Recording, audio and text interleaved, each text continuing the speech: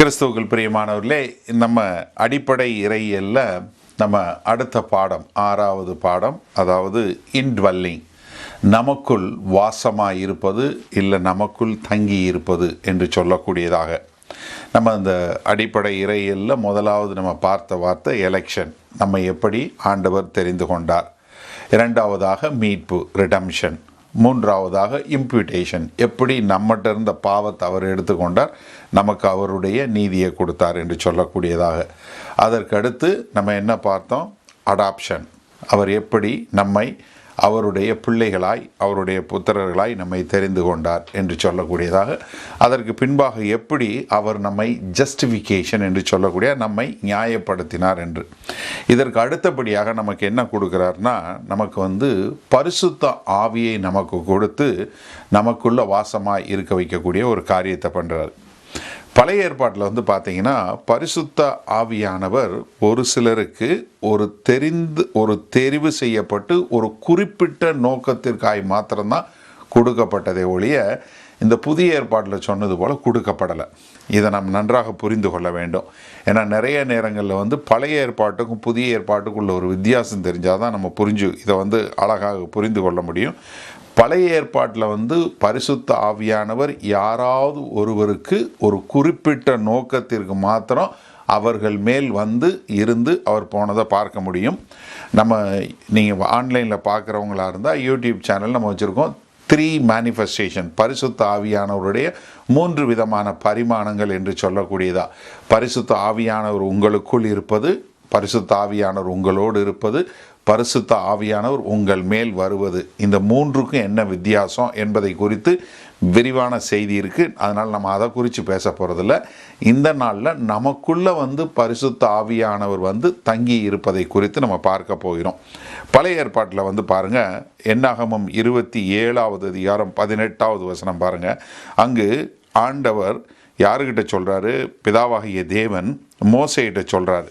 பாருங்கள், கர்த்தர் மோசேயை நோக்கி, ஆவியை பெற்றிருக்கிற புருஷனாகிய யோசுவா என்னும் நூனின் குமாரனை நீ தெரிந்து கொண்டு அவன் மேல் உன் கையை வைத்து. அதாவது இந்த வசனத்திலிருந்து என்ன சொல்லுனா, பரிசுத்த ஆவியானவர் எல்லாருக்கும் கொடுக்கப்படவில்லை என்பது ரொம்ப தெளிவாக காட்டப்படுது. ஏன்னா அவ்வளோ மக்கள் இருக்கிற இடத்துல ஆண்டவர் ஒருத்தனை தெரிந்தெடுத்து சொல்கிறாரு, அவன் மேலே பரிசுத்த ஆவி இருக்குது, அதனால நீ அவன் மேலே கை வை என்று சொல்லக்கூடியதாக. அப்போ என்னென்னா, இந்த பரிசுத்த ஆவியானவர் ஒரு குறிப்பிட்ட நோக்கத்துக்கு தான் வர்றாரு அப்படின்னு சொல்லக்கூடியதாக. இதையே நியாயாதிபதிகள் புஸ்தகம் 3வது அதிகாரம் 10வது வசனத்தில் பாருங்கள். ஒத்தானியல் என்று சொல்லக்கூடிய ஒரு நியாயாதிபதியாக இருந்து தேசத்தை வழிநடத்தின அவனுக்கு சொல்லும்போது, அவன் மேல் கர்த்தருடைய ஆவி வந்ததினால் அவன் இஸ்ரவேலை நியாயம் விசாரித்து யுத்தம் பண்ண புறப்பட்டான். என்ன? ஒத்தானியல் மேலே பரிசுத்த ஆவியானவர் வந்ததுனால அவன் தேசத்துக்கு நியாயாதிபதியாக இருந்து அந்த தேசத்தை எதிரிகளுக்கு எதிராய் யுத்தம் பண்ணுவதற்கு புறப்பட்டு போகக்கூடியதா. அதே போல் நம்ம தாவீதனுடைய வாழ்க்கையில் பார்க்கலாம். தாவீதை குறித்து சொல்லும்போது 1 சாமுவேலின் புஸ்தகம் 16வது அதிகாரம் 12-13 வாசிங்க. ஆள் அனுப்பி அவனை அழைப்பித்தான். அவன் சிவந்த மேனியும் அழகிய கண்களும் நல்ல ரூபமுள்ளவனுமாயிருந்தான். அப்பொழுது கர்த்தர் இவன்தான், நீ எழுந்து இவனை அபிஷேகம் பண்ணு என்றார். அப்பொழுது சாமுவேல் தைல கொம்பை எடுத்து அவனை அவன் சகோதரர் நடுவிலே அபிஷேகம் பண்ணினான். அந்நாள் முதற்கொண்டு கர்த்தருடைய ஆவியானவர் தாவீதின் மேல் இறங்கி இருந்தார். சாமுவேல் எழுந்து ராமாவுக்கு போய்விட்டார். என்ன? ஆவியானவர் தாவீது மேலே இறங்கி தாவீதை தேசத்துக்கு வழிநடத்தக்கூடிய ஒரு ராஜாவாய் வரக்கூடிய ஒரு அபிஷேகத்தை கொடுத்தார். அவன் அதனால் அந்த காரியம் செய்யக்கூடியதாக. என்னென்னா, இதில் இந்த பரிசுத்த ஆவியானவர் உள்ளே இருக்கிறது ஒரு குறிப்பிட்ட காலத்தில் மாத்திரம்தான் அவங்களோட இருந்ததை பார்க்க முடிகிறது. இதுக்கு சவுலினுடைய வாழ்க்கை நமக்கு நல்ல ஒரு உதாரணம். சவுலை, அதாவது இஸ்ரவேல் தேச மக்கள் மோசே யோசுவா மூலம் வழிநடத்தப்பட்டு பின்பு நியாயாதிபதிகள் மூலமாக வழிநடத்தப்படும் போது கடைசியாக சாமுவேல் மூலம் ஆண்டவர் வழிநடத்தி வரும்போது மக்கள் என்ன சொல்கிறாங்க, எங்களுக்கு ராஜா வேணும்னு சொல்லும்போது ஆண்டவர் எல்லாவற்றிலையும் நல்ல வளர்த்தியான எல்லாருக்கு மேலே நல்ல ஒரு திடகாத்திரமான உள்ள சவுலை தெரிந்தெடுக்கிறாரு. சவுலை தெரிந்தெடுத்து சவுலை நீ அபிஷேகம் பண்ணுன்னு சொல்கிறாரு. சவுல் அபிஷேகம் பண்ணப்பட்ட பிறகு அப்போ வரக்கூடிய ஒரு காரியம் பாருங்க, 1 சாமுவேல் புஸ்தகம் 10வது அதிகாரம் 10வது வசனம். அவர்கள் அந்த மலைக்கு வந்தபோது இதோ தீர்க்கதரிசிகளின் கூட்டம் அவனுக்கு எதிராக வந்தது. தீர்க்கதரிசிகளின் கூட்டம் அவனுக்கு எதிராக வந்தது. அப்பொழுது தேவனுடைய ஆவி அவன் மேல் இறங்கினதனால் அவனும் அவர்களுக்குள்ளே தீர்க்க தரிசனம் சொன்னான். முதலே சொல்றார், நீ போ, எதிர தீர்க்க தரிசனம் பண்ணக்கூடிய மக்கள் வருவாங்க, அவங்களோட சேர்ந்து உனக்கு வேறு ஒரு இருதயம் கொடுக்கப்படும், நீ தீர்க்க தரிசனம் சொன்னதை. அப்போ பரிசுத்த ஆவியானவர் அவன் மேலே வந்ததுனால அவனும் தீர்க்க தரிசனம் சொல்லக்கூடியவனாக வருவதை நம்ம அங்கே பார்க்க முடியுது. அந்த சவுல் தொடர்ந்து ஆண்டவருக்கு கீழ்ப்படியாமல் ஆண்டவருடைய கற்பனைகளை கை கொள்ளாதனால ஆண்டவர் என்ன பண்ண சொல்கிறாரு, அவனை நிராகரிச்சுறாரு. அதில் 1 சாமுவேல் 16வது அதிகாரத்தில் 14வது வசனம் பாருங்க. கர்த்தருடைய ஆவி சவுலை விட்டு நீங்கினார். அப்போ என்னன்னா, பழைய ஏற்பாட்டில் ஒரு குறிப்பிட்ட ஒரு நோக்கத்திற்காய் ஒரு குறிப்பிட்ட மக்களுக்கு ஒரு குறிப்பிட்ட கால அளவுக்கு மட்டும்தான் ஆவியானவர் அவங்களுக்குள்ள இருந்தாரே ஒழிய அவங்களோட நிரந்தரமாக இல்லை. ஏன்னா இந்த பரிசுத்த ஆவியானவர் யோசுவா மேலே இருந்தது ஒரு குறிப்பிட்ட நோக்கத்திற்காக, மக்களை வழிநடத்தி செல்வதற்காக. அதே போல் தாவீது மேலே இருந்தது, அது ஒரு குறிப்பிட்ட நோக்கத்துக்காக.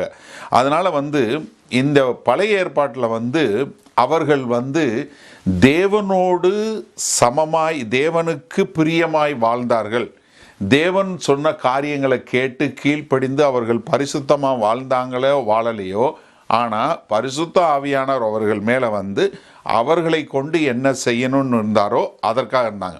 இப்போ அவங்களுடைய நீதியான தேவனுக்கு பயந்த வாழ்க்கையினால் அல்ல.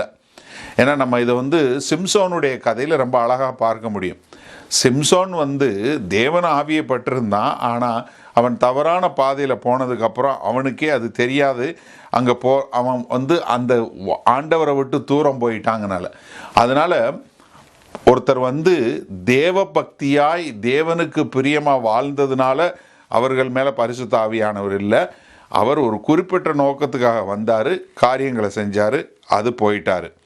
அதை நம்ம நிறைய நியாயாதிபதிகளுடைய வாழ்க்கையிலையும் பார்க்க முடியும். அதனால் அவர்களுக்கு பழைய ஏற்பாட்டில் அது அந்த மாதிரி இல்லை.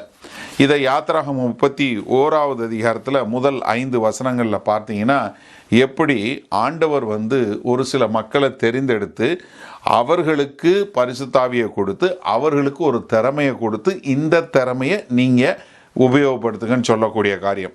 யாத்திராகமம் 31 5 வரை வாசிங்க. பின்னும் கர்த்தர் மோசேயை நோக்கி, நான் யூதாவின் கோத்திரத்தில் ஊருடைய மகனான ஊரியின் குமாரன் பெசலேயலை பேர் சொல்லி அழைத்து வினோதமான வேலைகளை அவன் யோசித்து செய்கிறதற்கும் பொன்னிலும் வெள்ளியிலும் வெண்கலத்திலும் வேலை செய்கிறதற்கும் ரத்தினங்களை முத்திரை வெட்டி பதிக்கிறதற்கும் மரத்தில் சித்திர வேலைகளை செய்கிறதற்கும் மற்றும் சகலவித வேலைகளையும் யூகித்து செய்கிறதற்கும் வேண்டிய ஞானமும் புத்தியும் அறிவும் அவனுக்கு உண்டாக அவனை தேவ ஆவியினால் நிரப்பினேன். அப்ப என்னன்னா அவர்களுக்கு இந்த பரிசுத்த ஆவியானவர் என்னன்னா பழைய ஏற்பாட்டிலே இருந்தார். அவர் அவர்களுக்கு என்ன நோக்கத்திற்காய் அனுப்பப்பட்டதோ அந்த நோக்கத்தை நிறைவேற்ற மக்களாக அவங்க இருந்தாங்க, அந்த காரியங்களை செஞ்சார். ஆனால் அவர்களுக்கும் ஆவியானவருக்கும் ஒரு உறவின் அடிப்படையிலையோ எதுலேயோ அவங்க வாழலை. ஏன்னா இதை நம்ம ஒரு இதில் ரொம்ப ஆழமாக நம்ம போக ஆரம்பித்தோம்னா நம்மளுடைய ஸ்டடியில் விட்டு போயிடுவோம். பழைய ஏற்பாட்டில் ஆண்டவரை ஏற்றுக்கொண்டு ஆண்டவருக்கு பின்பாக வாழ்ந்தவர்கள் என்று ஒரு சிலர் உண்டு. ஆனாலும் அவர்களுக்கு பரிசுத்த ஆவியானவர் அவங்களுக்குள்ள இருந்து அவங்கள அனுதினமும் வழி நடத்தினது அப்படிங்கிற அவர்கள் அந்த உறவுல வளர்ந்ததா கிடையவே இல்லை. அதே போல பழைய ஏற்பாட்டில் இருந்த மக்களுக்கு ஒரு வாக்குத்தத்தமும் கொடுக்கப்படலை. இந்த மாதிரி பரிசுத்த ஆவியானவர் உங்களுக்குள்ள இருப்பார்னு சொல்லி அவர்களுக்கு கொடுக்கப்படலை. ஆனால் புதிய ஏற்பாட்டில் இருந்தவங்களுக்கு கொடுக்கப்பட்டது. யோவான் 7வது அதிகாரம் 37 39 வரை உள்ள வசனங்களில் புதிய ஏற்பாட்டில் ஆண்டவராகிய இயேசு கிறிஸ்து சொன்னார், எவன் ஒருவன் தாகமாக இருந்தால் அவன் என்னிடத்தில் வரக்கடவன், அப்பொழுது அவனுக்குள்ள ஜீவனுள்ள நதிகள் புறப்பட்டு செல்லும் அப்படின்னு தம்ம ஆவியை பெறப்போகிற ஆவியை குறித்து சொன்னார்னு சொல்லி நம்ம பார்க்குறோம். ஆனால் பழைய ஏற்பாட்டில் அப்படிப்பட்ட ஒரு வாக்குத்தத்தம் கொடுக்கவே இல்லை. அதுக்கு இன்னொரு உதாரணம் பார்த்தீங்கன்னா யோவான் 14வது அதிகாரம் 17வது வசனம் பாருங்க. உலகம் அந்த சத்திய ஆவியானவரை காணாமலும் அறியாமலும் இருக்கிறபடியால் அவரை பெற்றுக்கொள்ளப்படாது. அவர் உங்களுடனே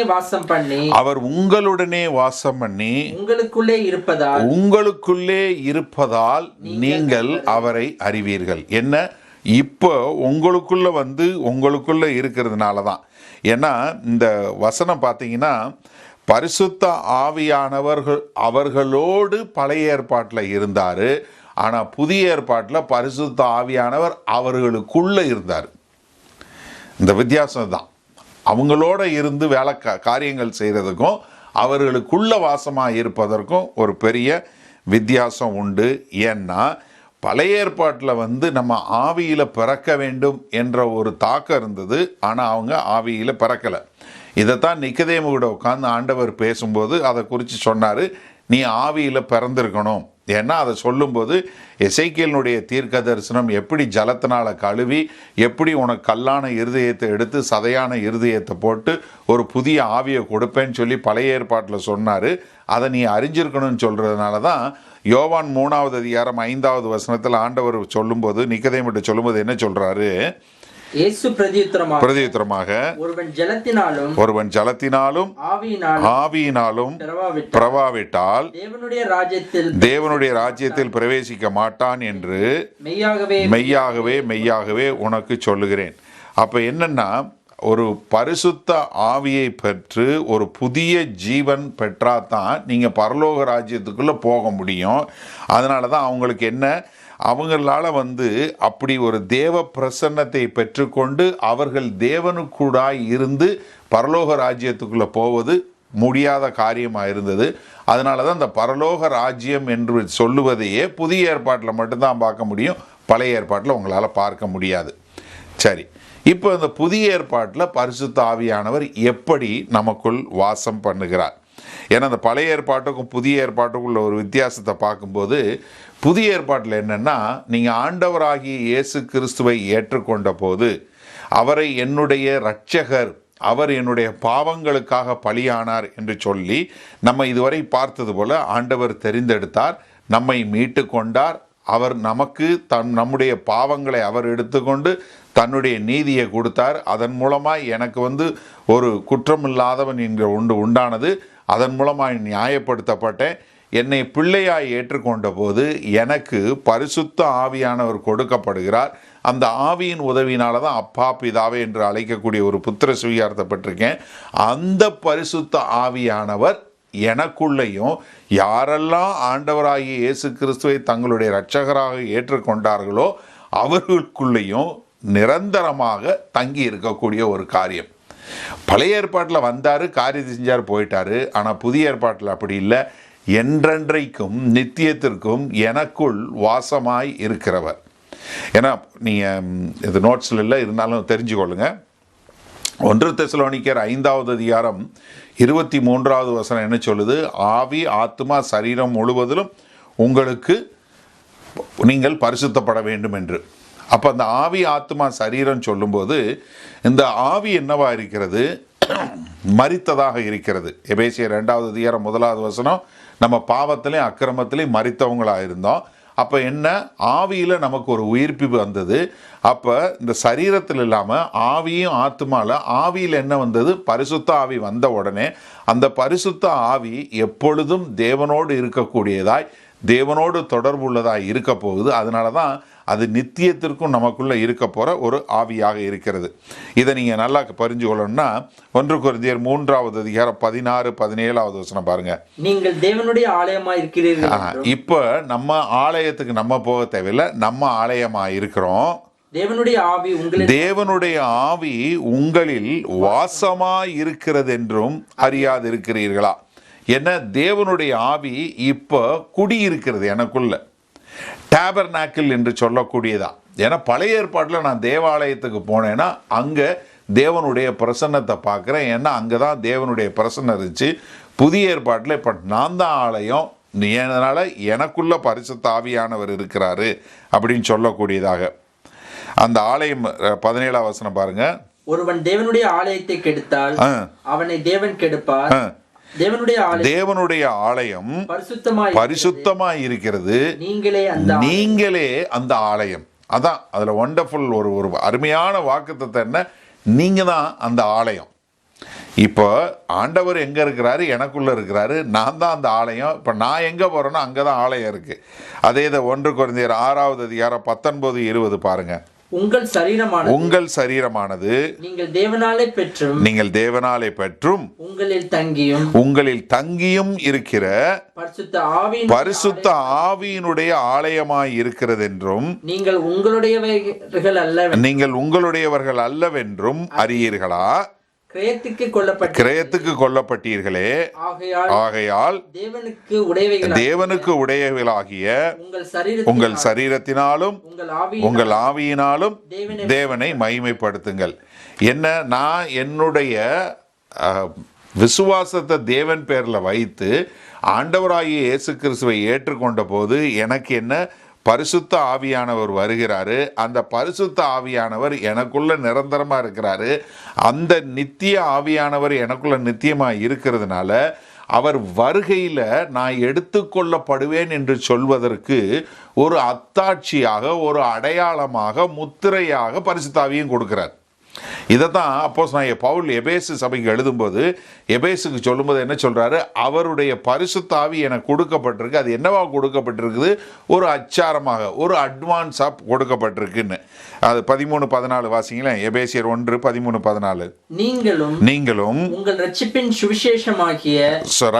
சுவிசேஷமாகிய சத்திய வசனத்தை கேட்டு விசுவாசிகளான போது வாக்குத்தத்தம் ஏற்கனவே கொடுக்கப்பட்ட, வாக்குத்தத்தம் பண்ணப்பட்ட பரிசுத்த ஆவியால் அவருக்குள் முத்திரை போடப்பட்டீர்கள். அவருக்கு சொந்தமானவர்கள் அவருடைய மகிமைக்கு புகழ்ச்சியாக மீட்கப்படுவார்கள் என்பதற்கு ஆவியானவர் நம்முடைய சுதந்திரத்தின் அச்சாரமாய் இருக்கிறார். என்னன்னா, இப்ப அது நமக்கு நல்லா புரிஞ்சு கொள்ளணும்னா இதை எப்படி உங்களுக்கு விளக்கணும்னா, இப்ப நீங்க ஒரு கடைக்கு போறீங்க, உங்கள் வீட்டுக்கு ஒரு சோஃபா வாங்குறீங்க, இல்லை ஒரு கார் வாங்கணும்னு பார்க்குறீங்க. எப்போவுமே பார்த்தீங்கன்னா ஒன்று வாங்க போகிறேன்னு சொன்னால் சொல்லுவேன், இதுதான் கடைசி பீஸுமா.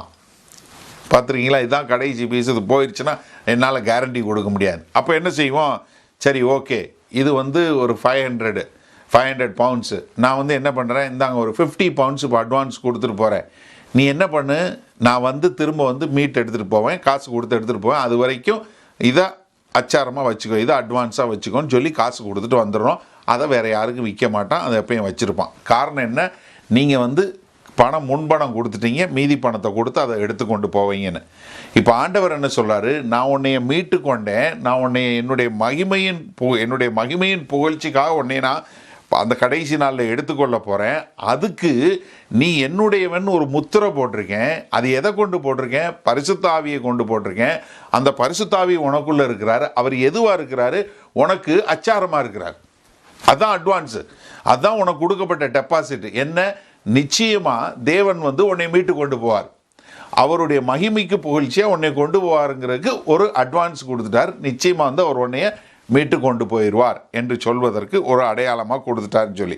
அப்போ என்னன்னா, எனக்கு பரிசுத்த ஆவியானவர் எனக்குள்ளே இருக்கிறதுனால அவர் வரும்போது என்னை கொண்டு போகிறதுக்கும் அந்த பரிசுத்த ஆவி ஒரு அடையாளமாக இருக்குன்னு சொல்லி இதை குறித்து ஆண்டவராகிய இயேசு கிறிஸ்து சொல்லும்போது ரொம்ப அழகாக சொல்லி கொடுக்குறாரு பாருங்க. யோவான் 14:26. என் நாமத்தினாலே பிதா அனுப்ப போகிற பரிசுத்த ஆவியாகிய தேற்றரவாளனே எல்லாவற்றையும் உங்களுக்கு போதித்து நான் உங்களுக்கு சொன்ன எல்லாவற்றையும் உங்களுக்கு நினைப்பூட்டுவார். என் நாமத்தினாலே பிதா அனுப்புகிற பரிசுத்த ஆவியானவர். இப்போ யோவான் 15:26 பாருங்க. பிதாவினிடத்திலிருந்து நான் உங்களுக்கு அனுப்ப போகிறவரும் பிதாவினிடத்திலிருந்து புறப்படுகிறவருமாகிய சத்திய ஆவியாகிய தேற்றரவாளன் வரும்போது என்ன பிதாட்ட இருந்து வர்றார், நான் அனுப்புற சத்திய ஆவியாகிய அவர். யோவான் 16:7-11 வரைக்கும் பாருங்க.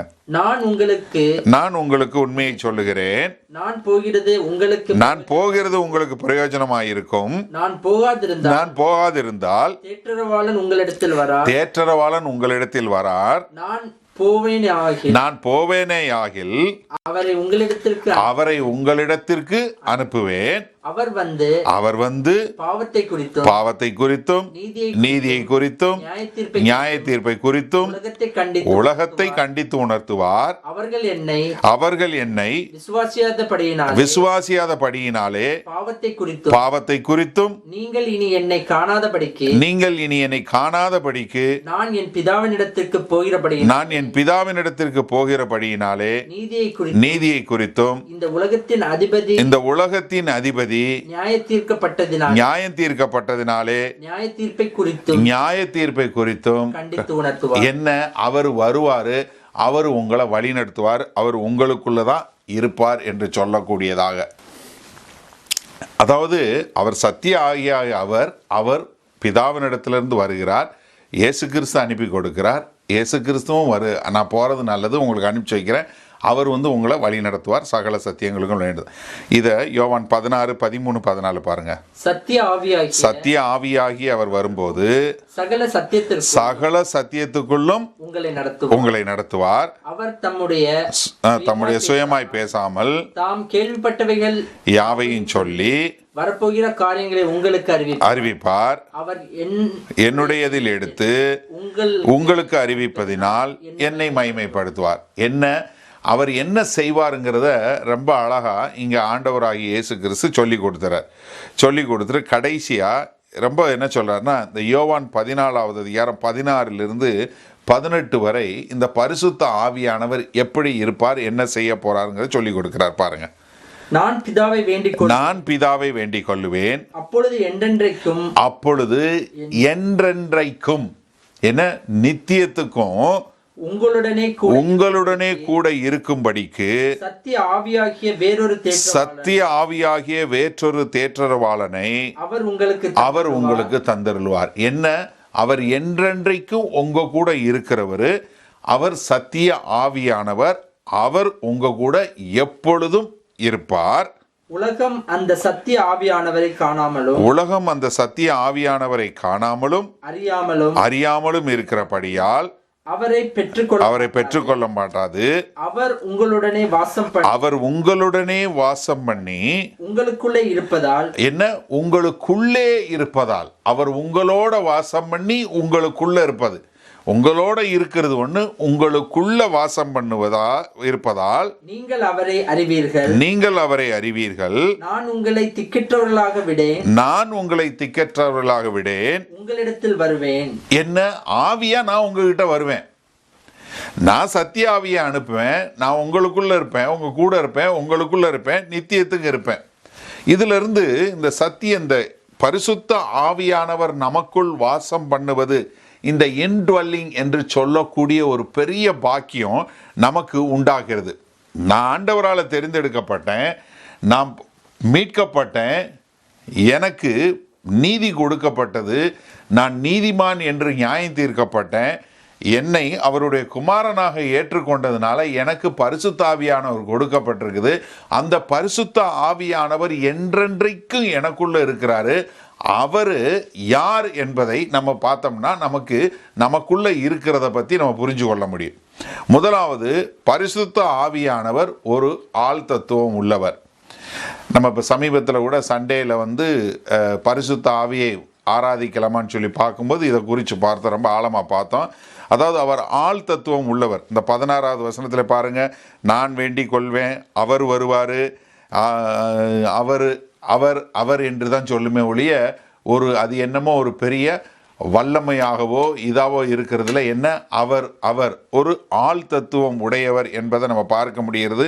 நீங்கள் யோவான் 14வது 15வது 16வது இந்த 3 அதிகாரங்களும் வாசித்து பார்த்தீங்கன்னா ரொம்ப தெளிவாக அவர் ஒரு ஆள் தத்துவம் உடையவர் என்பதை ஆண்டவராகிய இயேசு கிறிஸ்து ரொம்ப அழகாக சொல்லி கொடுக்கிறார்.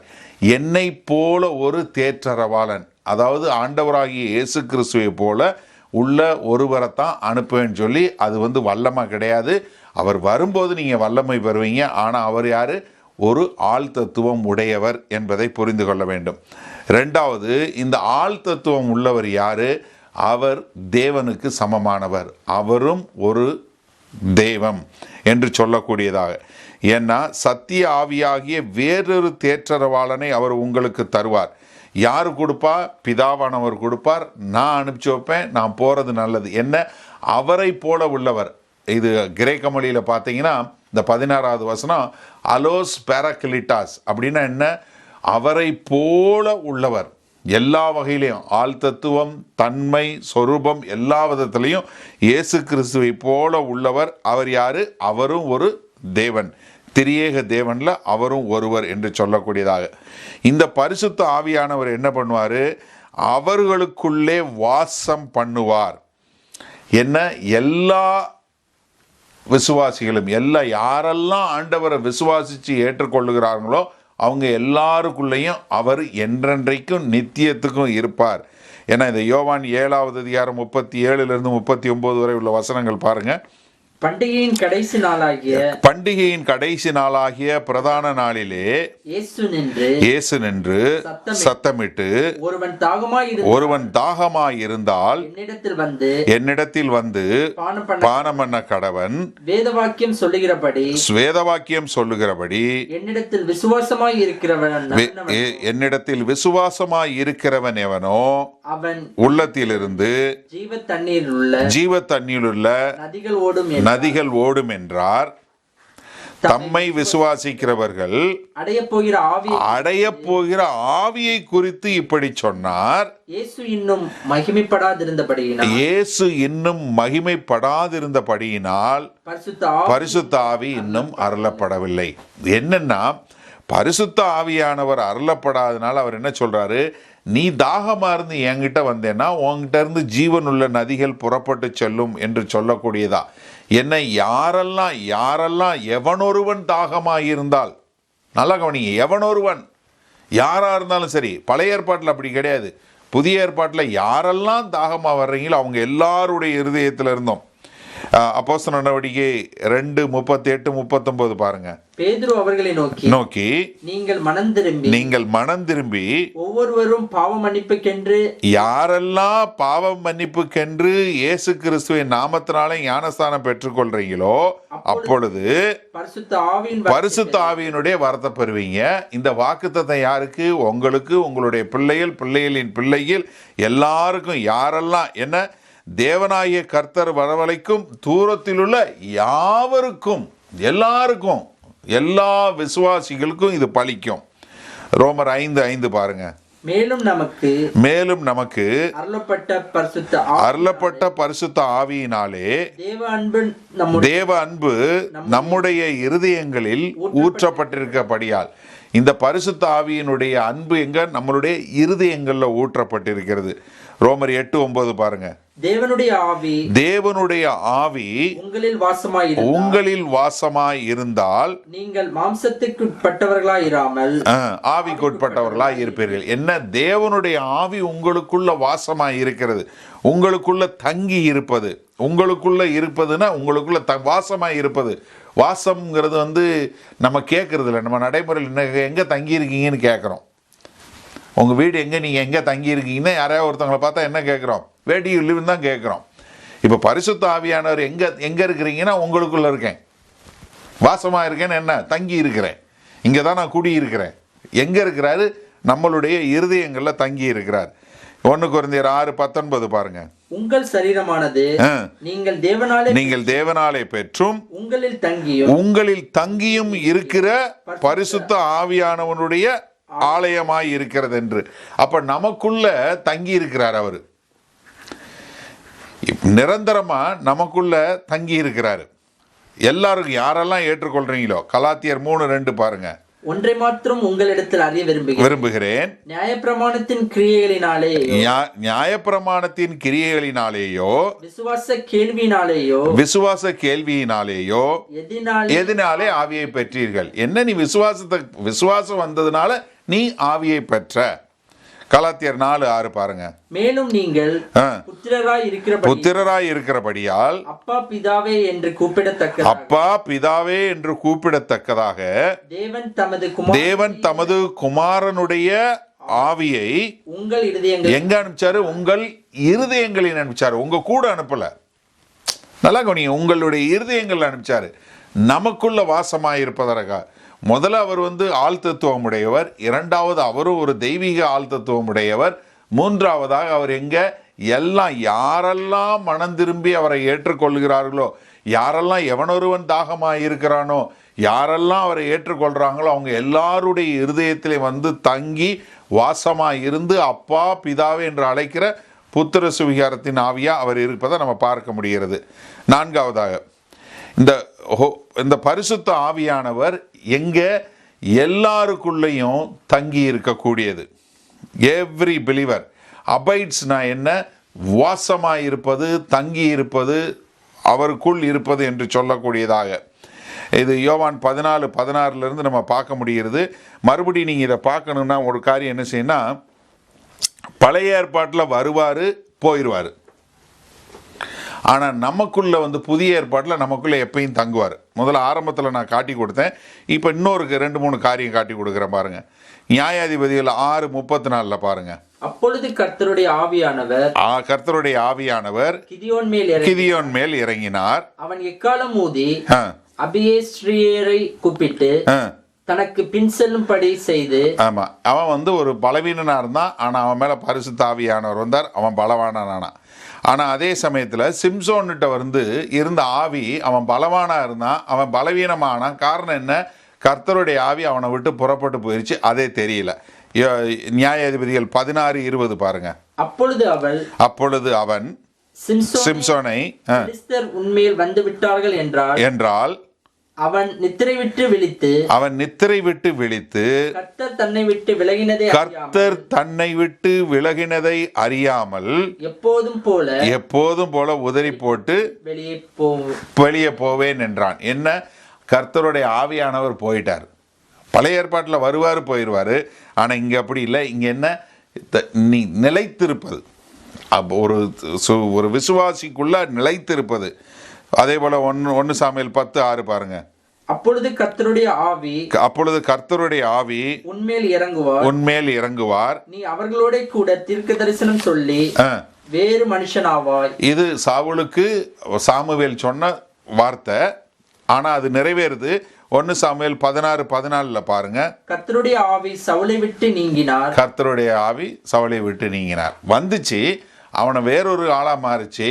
1 சாமுவேல் 10:10 அவன் தீர்க்க தரிசனம் சொன்னான், ஆனால் 16வது அதிகாரத்தில் அவனை விட்டு பரிசுத்த ஆவி போயிருச்சு.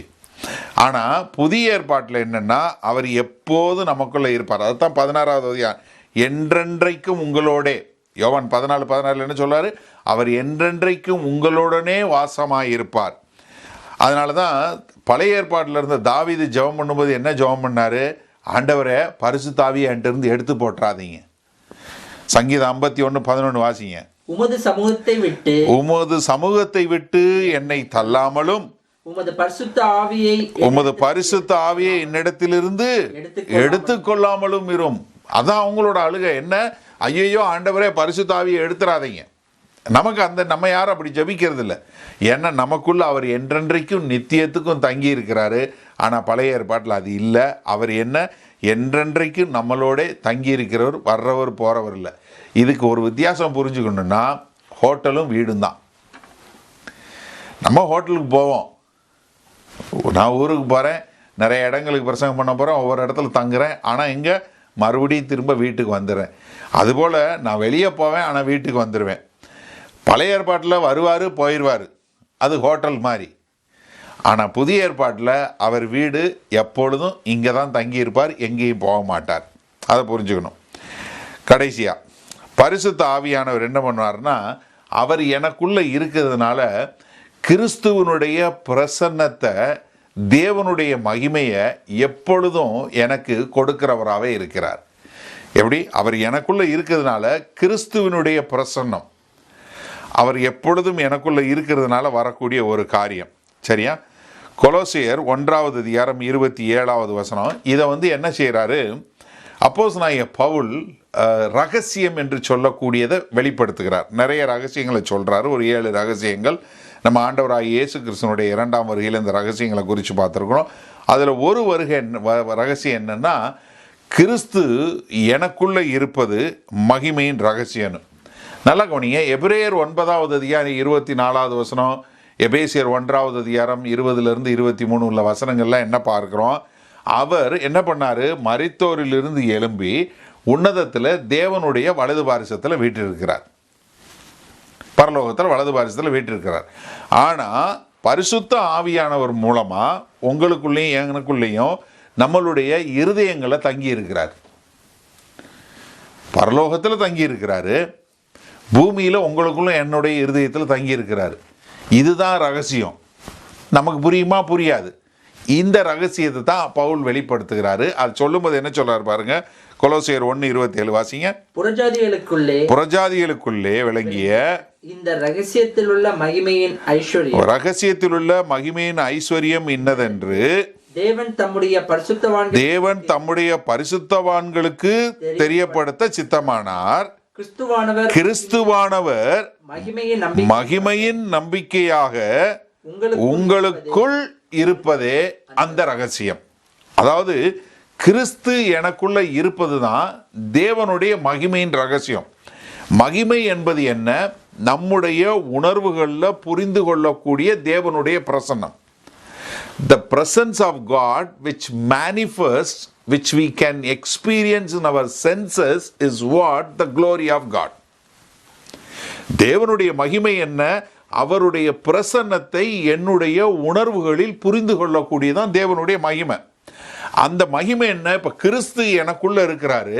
அந்த கிறிஸ்து இருப்பதை மற்றவர்கள் அறிந்து கொள்ளக்கூடியதா, அவருடைய பிரசன்னத்தை உணர்ந்து கொள்ளக்கூடியதா இருப்பது தான் அந்த மகிமையின் ரகசியம். அதுதான் கிறிஸ்துவானவர் எனக்குள்ள இருக்கிறது. இப்போ நம்மளால் அதை இது பண்ணிக்க முடியாது. ஆனால் ஆண்டவர் எனக்குள்ள இருக்கிறார், என்னை வழி நடத்துகிறார், நமக்குள்ள என்றென்றைக்கு இருந்து வழி நடத்துகிறவராய் இருக்கிறார். இதைத்தான் யோவான் 14:23 சொல்லும்போது சொல்றாரு பாருங்க. இயேசு அவனுக்கு பிரதியுத்தரமாக, ஒருவன் என்னில் அன்பாயிருந்தால் அவன் என் வசனத்தை கைக்கொள்ளுவான், அவனில் என் பிதா அன்பாயிருப்பார். நாங்கள் அவனிடத்தில் வந்து அவனோடே வாசம் பண்ணுவோம். அதாவது என்ன சொல்றாரு? நாங்க அவன் வீட்டில் அவங்களுக்குள்ள குடியேறுவோம். we will house them என்று சொல்லக்கூடியதாக. நல்லா கவனிங்க. பழைய ஏற்பாட்டில் தேவனுடைய பிரசன்னம் எங்கே இருந்துச்சு? உடன்படிக்கை பெட்டியில் அங்கே இருந்தது. டேபர்நாக்கிள் என்று சொல்லக்கூடியதாக. அதில் தான் ஆண்டவருடைய பிரசன்னம் இருந்துச்சு. ஆண்டவராகிய இயேசு கிறிஸ்து குமாரனாகிய மனுஷ வடிவில் வந்தார். அதை சொல்லும்போது யோவான் 1:14 என்ன சொல்லுகிறது? ஆண்டவராகிய இயேசு கிறிஸ்து என்ன ஆனாரு? அந்த வார்த்தை மாம்சமாகி நம்மோடே ஜீவித்தது. தட் டேபர்நாக்கிள்ட் அமங் தான் ஆங்கில வேதாகமத்தில் இருக்கு. அதாவது கிறிஸ்துவானவர் பூமியில் இருக்கும்போது அவர் என்ன? தேவனுடைய பிரசன்னத்தை ஏற்றுக்கொண்டு இருக்கிறவரா அவர் இருந்தார். அதுதான் கிறிஸ்து. ஏன்னா நீங்கள் தேவாலயத்தை குறித்து சொல்லும்போது யோவான் 2ஆம் அதிகாரத்தில் 20வது வசனம் 21ஆம் வசனத்தில் என்ன சொல்கிறாங்க? இந்த ஆலயத்தை இடிச்சு போடுன்னு சொன்ன உடனே அவங்க ஐயோ இதை கட்டுறதுக்கு 46 வருஷம் ஆச்சுன்னு சொன்ன மாத்திரத்தில் 21ஆம் வசனத்தில் ஆண்டவர் என்ன சொல்கிறாரு? அவர் தம்முடைய சரீரமாகிய ஆலயத்தை குறித்து சொன்னார். பழைய ஏற்பாட்டில் டாபர்நாக்கிள் இருந்துச்சு, அங்கே தேவனுடைய பிரசன்னம் இருந்துச்சு. ஆண்டவராகிய இயேசு கிறிஸ்து வந்தார். அவர் தான் வந்து தேவனுடைய பிரசன்னமாக ஆனார், டேபர்நாக்கில் இருந்தார்.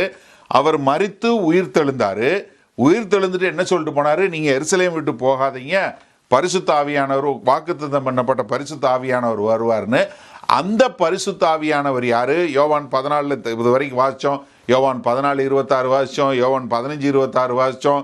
யோவான் 16வது அதிகாரத்தில் 7வது வசனத்திலிருந்து வாசித்தோம். 13:14 வாசித்தோம். இதெல்லாம் என்ன சொல்லுச்சு? சத்தியாவியாகியவர் பிதாட்டிருந்து வருவார், நான் போய் அனுப்புவேன் எல்லாம் சொல்லிட்டு 14வது அதிகாரம் 23வது வசனத்தில் என்ன சொல்கிறாரு? நானும் என் பிதாவும் வந்து உங்கள் இருதயத்தில் நாங்கள் குடியிருப்போம். அப்போ என்னன்னா, பழைய ஏற்பாட்டில் டேபர்நாக்கிளாக இருந்தது, புதிய ஏற்பாட்டில் ஆண்டவராகிய இயேசு கிறிஸ்து சரீரத்தில் இருந்தது. இன்றைக்கு நீங்களும் நானும் அந்த பிரசன்னத்தை சுமந்து செல்லக்கூடியவங்களா நம்ம தேவனுடைய ஆலயமாக மாறிடும். இப்போ அதுதான் அந்த இன்ட்வெல்லிங். இப்போ நமக்குள்ளே இருக்கிறார், உங்களுக்குள்ளே இருக்கிறாரு, எனக்குள்ளே இருக்கிறாரு. நீங்கள் எல்லாருமே வந்து தேவனுடைய ஆலயமாக இருக்கீங்க. அப்போ இந்த புதிய ஏற்பாட்டில் என்னன்னா, நமக்குள்ள யாரெல்லாம் ஆண்டவராகிய இயேசு கிறிஸ்துவை ஏற்றுக்கொண்டு அவரை வச்சுக்கிறாங்களோ அவங்க எல்லார் இருதயத்திலையும் பிதாவாகிய தேவனும் குமாரனாகிய கிறிஸ்துவும் பரிசுத்த ஆவியானவர் வந்து நமக்குள்ள கூடியிருந்து நம்மளை வழி நடத்துகிறாங்க. அந்த பாக்கியம் நமக்கு உண்டாகிறது. ஏன்னா நான் அப்பா பிதாவே என்று கூப்பிடுற புத்திர சுவிகாரத்தினுடைய ஆவி எனக்குள்ள இருக்கு. அதனால எனக்குள்ள வாசமாக இருக்கிறார். அதனால தான் நான் நித்திய வாழ்வை பெற்றுக்கொண்டேன். கிறிஸ்துவினுடைய ஆவியை பெற்றவன் கிறிஸ்துவை உடையவன். 1 யோவான் 5வது அதிகாரத்தில் கிறிஸ்துவினுடைய ஆவியை பெற்றவன் நித்திய வாழ்வை பெற்றுக்கொண்டான் என்று சொல்லக்கூடியதா. அப்போ நான் நித்திய வாழ்வை பெற்றுக்கொண்டேன். எதனால? கிறிஸ்து எனக்குள் வாசமாய் இருப்பதனால. அதனால தான் நம்ம வந்து என்ன பண்ணுறோம், இந்த கிறிஸ்துவை வந்து யாரெல்லாம் ஏற்றுக்கொள்கிறாங்களோ, 1 கொரிந்தியர் 2வது அதிகாரம் 9லிருந்து 14 வரைக்கும் சொல்லும்போது பார்த்தீங்கன்னா, யாரெல்லாம் மனத்தாழ்மை உள்ள சின்னவங்க யாரெல்லாம் இல்லை, அவங்க எல்லாருமே அவங்களுக்குள்ள யார் இருக்கிறாரு? அவர்களை வழிநடத்துகிற திரியேக தேவன் அவர்களுக்குள்ளிருந்து அவங்கள வழி நடத்துகிறவராய் வரக்கூடியவராய் இருக்குன்னு சொல்லி. சரி, இனி கொஞ்சம் வசனங்கள் போட்டிருக்கேன், அது நீங்கள் நீங்கள் வாசித்து கொள்ளலாம். ஏன்னா இதெல்லாம் தெரிஞ்ச வசனங்கள், அதனால் நான் அதை போட்டிருக்கேன். என்ன? ஆண்டவர் நம்மேல் இருப்பது எபோவாஸ், உபாகம் 4:39, எபேசியர் 1:20-21. ஹீ இஸ் பினீத் அஸ், நமக்கு கீழே இருக்கிறார். உபாகம் 33:27. ஹீ இஸ் பிஃபோர் அஸ், நமக்கு முன்பாக இருக்கிறார். யாத்ராகமம் 13:21-22. இப்போ யோவான் 10:4. நமக்கு பின்பாக இருக்கிறார். யாத்ராகமம் 14:19. நம்மை சுற்றி இருக்கிறார். He is around us. சங்கீதம் 34:7, சங்கீதம் 125:2. ஹீ இஸ் வித் அஸ், நம்மோடு இருக்கிறார். ஏசாயா 41:10, எபிரேயர் 13:5-6. ஹீ இஸ் வித்தின் அஸ், அதுதான் நம்ம இப்போ பார்த்தோம். கலாத்தியர் 2:20, கொலோசியர் 1:27. அப்போ என்னன்னா, அவர் என்னோடு எனக்குள்ள இருக்கிறார் என்பதை நான் வந்து என்ன பண்ணணும்? அறிந்து கொள்ள வேண்டும். Recognise his presence within us, 1 கொரிந்தியர் 6:19 சொன்னது போல. அது மாத்திரமல்ல, அவர் எனக்குள்ளே இருக்கிறதுனால நான் வந்து அதுக்கு ஐ ஹாவ் டு ரெஸ்பாண்ட். நான் அதற்கு தகுதி உடையவனாய், அதை மாற்றக்கூடியவனாய் இருக்கணும். அது எபேசியர் 5:18. அது மாத்திரமல்ல, நான் அவரை நம்பி அவருடைய பிரசன்னத்தில் நான் அந்த பிரசன்னத்தை நம்பி வாழக்கூடியவனாக இருக்கணும்.